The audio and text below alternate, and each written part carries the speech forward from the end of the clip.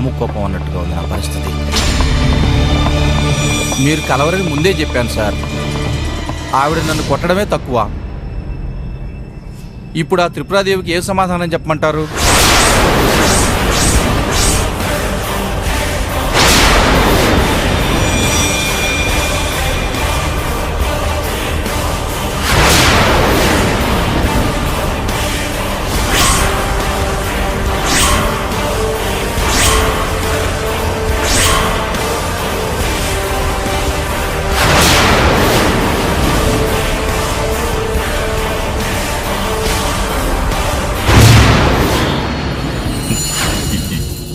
ఏంటి,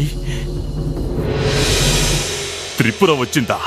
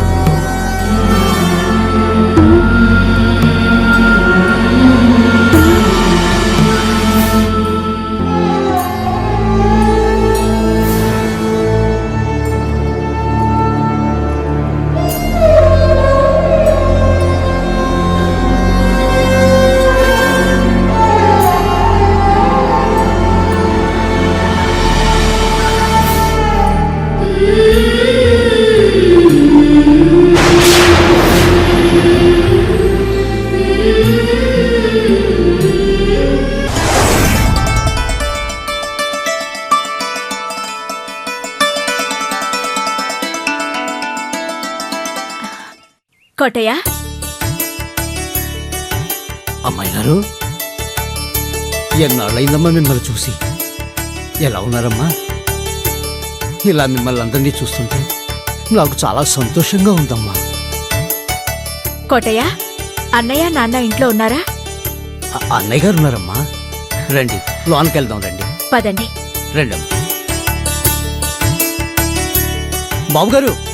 బాబుగారు, మన త్రిపురమ్మ గారు వచ్చారు. బాబు గారు రండి. బాబు గారు రండి, చూడండి బాబు.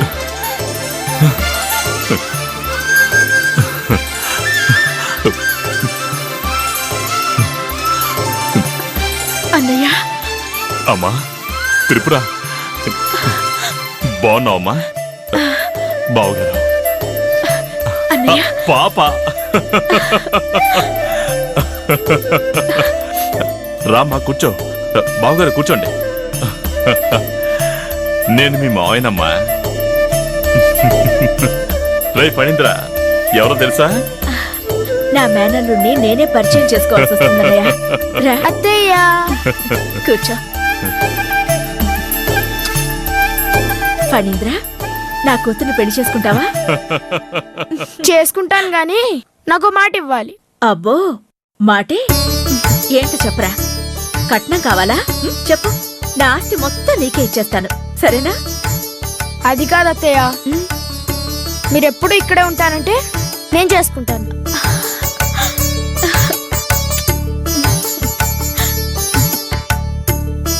ఏమండి, మా అన్నయ్యకి నా మీద ఎంత ప్రేమ ఉందో నా మేనల్లుడికి కూడా అంతే ప్రేమ ఉందండి.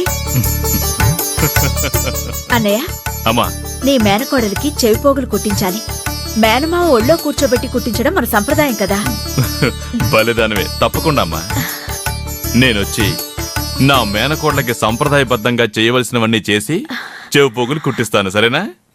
అన్నయ్య, నువ్వు ఒప్పుకుంటావో లేదోనని నేను చాలా కంగారు పడుతూ వచ్చాను. నాకు చాలా ఆనందంగా ఉందన్నయ్య.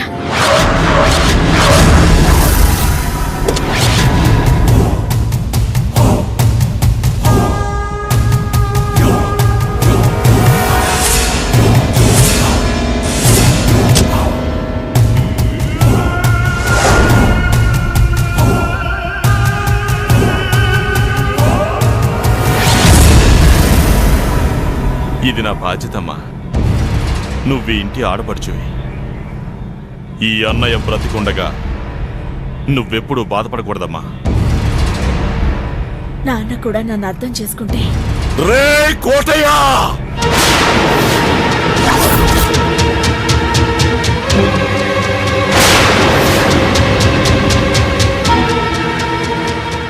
ఎవ్వడ్రా వీళ్ళని లోనకి రానిచ్చింది?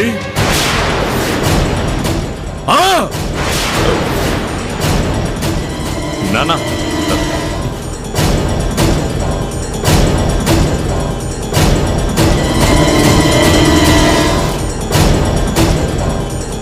అయ్యా అది అమ్మాయి గారు. ఎవర్రా అమ్మాయి గారు? ఎప్పుడైతే ఒక పనివాడి చేయి పట్టుకుని నా ఇంటి కుమ్మం దాటిందో ఆనాడే అది చచ్చిందని నిర్ణయించుకున్నాను. మర్యాదగా దాన్ని బయటకు వెళ్ళమనో. నాన్న ఆపో! ఆ పిలుపు వింటేనే నా నరాలు చిట్లిపోతున్నాయి. మళ్ళీ ఇంకొక్కసారి పిలిచావు, నేనేం చేస్తానో నాకే తెలీదు. వెళ్ళు, మర్యాదగా బయటికి వెళ్ళు. అది కాదు నాన్న, వీళ్ళు ఎందుకు వచ్చారో తెలుసా? నా కూతురికి చెవిపోగులు కుట్టించాలి నాన్న. అది మేనమా ఒళ్ళో కూర్చో. బంధాలు, రక్త సంబంధాలు అన్నీ తెంచుకుని వెళ్ళిన తరువాత ఎవరు ఎవరికి మేనమామ? నాగినీడో బయటకు పంపించు వెళ్ళనే. నానా, నాగినీడో వాళ్ళు ఈ ఇంటి గుమ్మం దాటి బయటకు వెళ్ళకపోతే అది కాదు నాన్న. నాగినీడు, నా మాట మీద నీకు గౌరవం తగ్గింది, నీ చెల్లి మీద నీకు ప్రేమ పెరిగిపోయింది. వాళ్ళు ఈ గుమ్మం దాటి బయటకు వెళ్ళకపోతే వీళ్ళని ఇక్కడే ముక్కలు ముక్కలుగా నరికి రిజర్వాయర్ లో ఉన్న ముసలికి ఆహారంగా వేస్తాను. నాన్న, మన త్రిపుర వెళ్ళమను.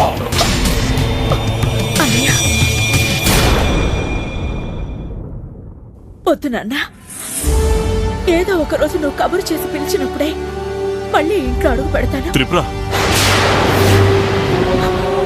పదండి. వస్తానన్నయ్య.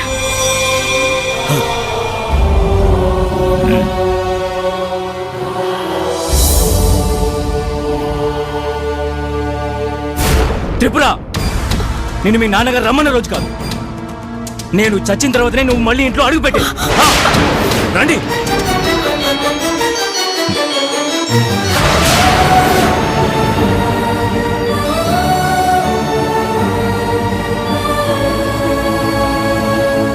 బావగారు,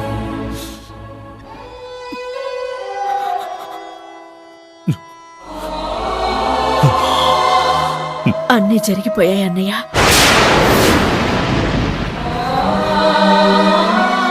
అన్ని విషయాలు తెలుసుకుని నీ దగ్గరకు వస్తున్నాను. ఇలాంటి పరిస్థితి నేను ఊహించలేదు. అనుభవిస్తున్నానమ్మా. నిమిషాలు, రోజులు, నెలలు, సంవత్సరాలు లెక్క పెట్టుకుంటున్నాను. పూర్తయిపోతాయి. ఆవేశంతో సాధించలేకపోయానన్నయ్య. ఆలోచనతో చేయాల్సిందే. ఈ రోజు నుండి నేను మన ఊళ్ళోనే ఉంటాను. జైలు నుంచి నువ్వు బయటికి వచ్చేంత వరకు ఎదురులేని ఆ భూపతి రాయుణ్ణి నేనెదిరిస్తానన్నయ్యా.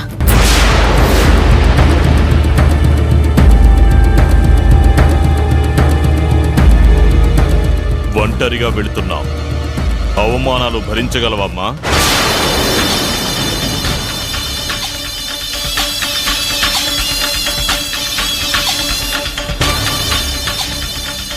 నీ అభిమానం, నాన్నగారి ఆశీస్సులు నా వెంట ఉన్నంత వరకు నేను పోరాడతానన్నయ్యా.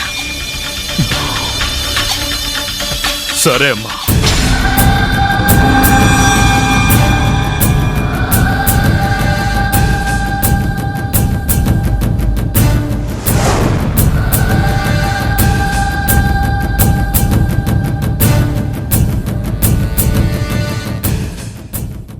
అన్నయ్య, ఫణీంద్ర ఎదురు పడితే ఇంటికి తీసుకెళ్ళనా? నేను బయటకు వచ్చి చంపాలనుకున్న మొదటి వ్యక్తి వాడేనమ్మా. వాడి పేరు నేను ఎప్పటికీ వినకూడదు. నీకు కనుక అవకాశం వస్తే వాణ్ణి నువ్వే చంపేయ్.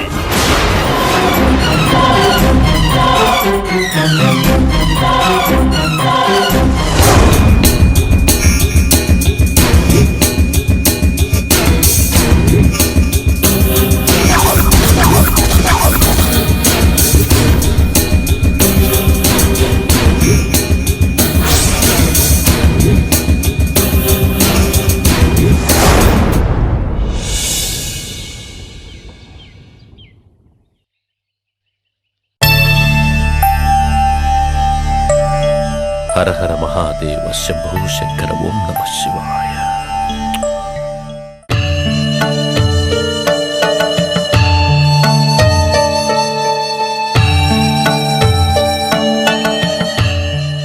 శంభో శివ పాహి మాం రక్ష మాం.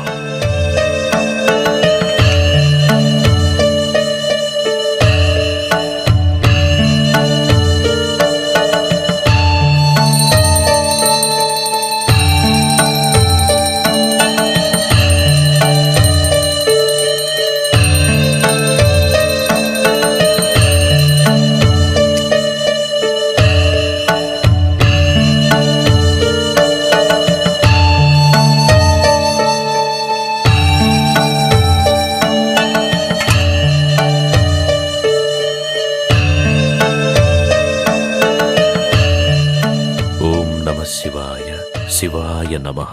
శరణం శరణం శరణం ప్రణమామ్యహం.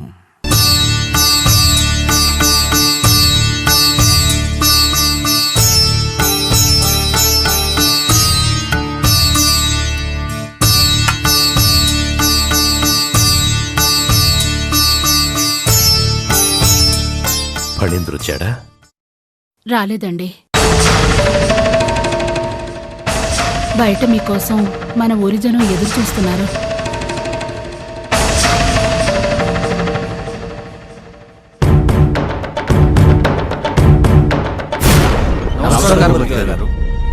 నమస్కారం. నమస్కారం. ఏంటి మన వాళ్ళందరూ ఇలా వచ్చారు? భూపతి గారు, వీళ్ళకి రావాల్సిన పింఛన్ డబ్బులు సెక్రటరీ సక్రమంగా ఇవ్వట్లేదని తమకు తెలియచేయడానికి వచ్చారు. ఫణీంద్రకు చెప్పారా? లేదయ్యా.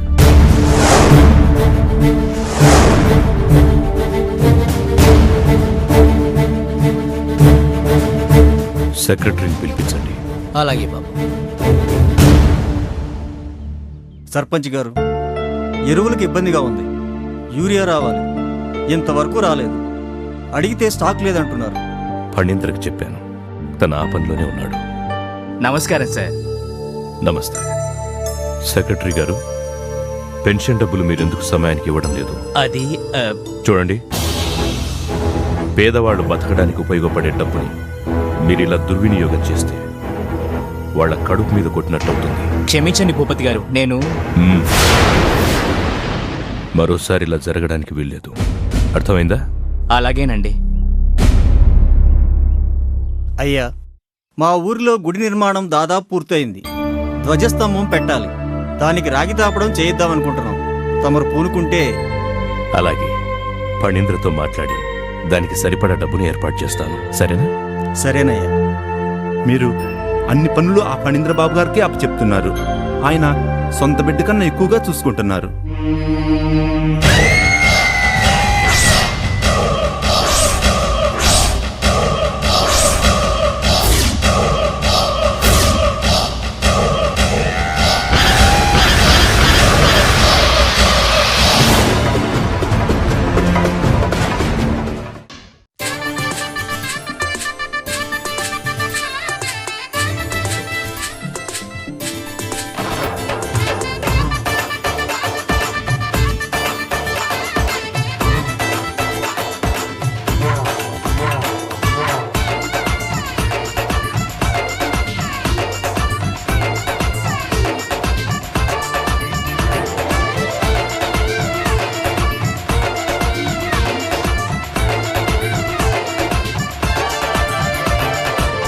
జీవన నాటకమేదైనా ఆ దేవుడు ఆడే ఆటేరా దైవాలే మెచ్చే అందాలు మన బాంధవ్యాలు ధర్మాన్ని నిలిపే మార్గాలు మన పెద్దరికాగలే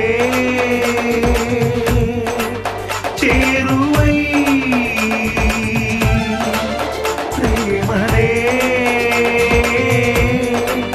దూరమై కొనసాగే పెద్దరికం ఈ జీవన నాటకమేదైనా ఆ దేవుడు ఆడే ఆటేరా మన బాంధవ్యాలు దైవాలే మెచ్చే అందాలు మన పెద్దరికాలు ధర్మాన్ని నిలిపే మార్గాలు పమవని పమవని పమగా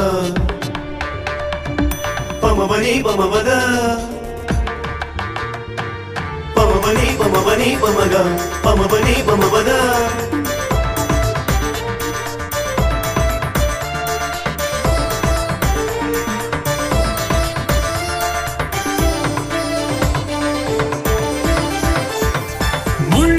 చెట్టు పూతోట పెరిగిన పరిమళించున పూతీరుగా మంచి గంధమును చితిలో కాల్చిన మధుర వాసనలు నాకుండునా ఎండమావిని నమ్ముకుంటే దాహమే తీరునా